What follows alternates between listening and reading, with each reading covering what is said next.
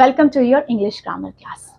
So in this class, as we are starting with part 2 of chapter number 12, हमने chapter number 12 का थोड़ा सा concepts पढ़ लिया था कि this, that, these, those हम कब कब यूज करते हैं. Clear? आपने वीडियो देखी? अब बच्चों हम शुरू करने वाले कुछ question answer based on this, that, these, those कि दिस, दैट, दीज, दोज हम कहाँ कहाँ यूज करते हैं. आइए देखते हैं. चलिए शुरुआत करते हैं. सबसे पहले चूज द करेक्ट ऑप्शन. इनमें से जो सही ऑप्शन है उसको आपने चूज करना है. सबसे पहले लिखा है बेटा look at fill in the blank birds flying in the sky. अब देखिए बर्ड्स होंगे. बर्ड्स मेरे को एस से पता लग गया कि एक बर्ड के बारे में बात नहीं हो रही है, प्लूरल बर्ड्स है, ये बहुत सारे बर्ड्स हैं. ठीक है, तो मैं क्या लगाऊंगी इसके साथ बताओ मुझे. दिस और दैट तो नहीं लगा सकते, दीज और दोज लगाने पड़ेंगे. और वो बर्ड्स आसमान में उड़ रहे हैं तो मेरे से दूर होंगे, तो दूर होंगे तो दीज तो लगाऊंगी नहीं, दोज लगाऊंगी मैं. समझे? ऐसे सॉल्व करना है हमने.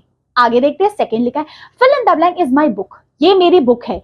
अब ये मेरी बुक है, बुक एक ही है तो मैं दिस लगाऊंगी, दिस और दैट में से लगाऊंगी. और ये मेरी बुक है, पिक्चर में दिख रहा है कि बुक मेरे पास में है तो मैं दिस लगाऊंगी, दिस इज माय बुक.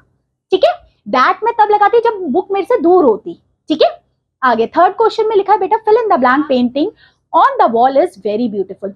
ये जो पेंटिंग है दीवार पे टंगी हुई है ये बहुत ब्यूटीफुल है. अब ये देखो पेंटिंग मुझसे दूर में है, दूर में है और सिंगुलर है, एक ही पेंटिंग के बारे में बात हो रही है, तो मैं क्या लगाऊंगी बेटा, दिस नहीं लगाऊंगी, दैट लगाऊंगी.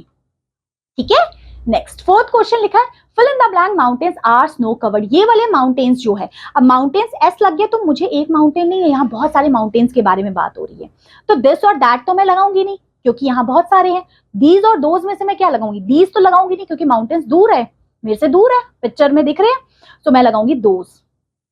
ठीक है, तो इस तरीके से हमने दिस, दैट, दीज, दोज का यूज करना है और क्वेश्चंस को सॉल्व करना है. यहां तक कोई दिक्कत? अब आगे देखते हैं. बी पार्ट में बोला rearrange the words to make sentences. अब यहाँ जंबल्ड वर्ड करके दिया है, आपको प्रॉपर सेंटेंस बनाना है बेटा. जैसे लिखा है आर टेस्टी ऑरेंज दीज, तो हम यहाँ पे क्या लगाएंगे, दीज ऑरेंज आर टेस्टी, यही लिखेंगे. सो दीज ऑरेंजेस, क्योंकि यहाँ प्लूरल है, दीज ऑरेंजेस आर टेस्टी, और आर भी मैंने क्यों लगाया क्योंकि प्लूरल है इसलिए. ठीक है, नेक्स्ट देखते हैं बेटा. अब यहाँ क्या है, this is a Neem tree. ये कौन सा ट्री है, नीम का ट्री है, तो इसको करेक्ट करके लिखेंगे दिस इज अ. अब यहाँ नीम ट्री एक ही है तो इसलिए मैंने इज लगाया है, और दिस क्यों लगाया क्योंकि ये पास में है ट्री. आगे अब क्या आएगा, द स्काई, तो क्या आएगा, are star the sky those in, so क्या आएगा, in the sky, those are the stars in the sky. In the sky, those are the stars.